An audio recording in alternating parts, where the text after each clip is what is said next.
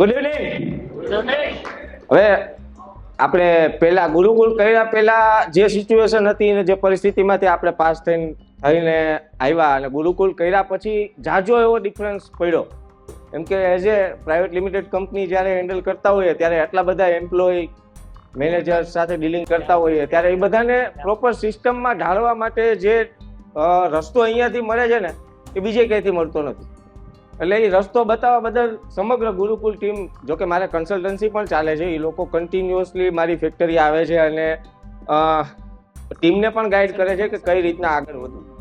પણ as a leader તરીકે જ્યારે લીડરશિપ પ્રોગ્રામ એટેન્ડ કર્યો અને ત્યાંથી જે અમારા થોટ ક્લિયર થયા અને એનાથી જે બેનિફિટ મળ્યો છે એ 110% જે લોકો આ પિક્ચરમાં ફસાઈને રહે છે એ લોકો માટે ખાસ લીડરશિપ ડેવલપમેન્ટ પ્રોગ્રામ કરવો જોઈએ.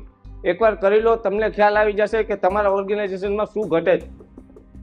ટોટલ સિસ્ટમ ડ્રોવલ અને ઓટો પાયલોટ મોડ, મતલબ કે કંપનીમાં તમે હશો કે નહીં હોય પણ તમારી કંપની ચાલતી રહેશે. Thank you all.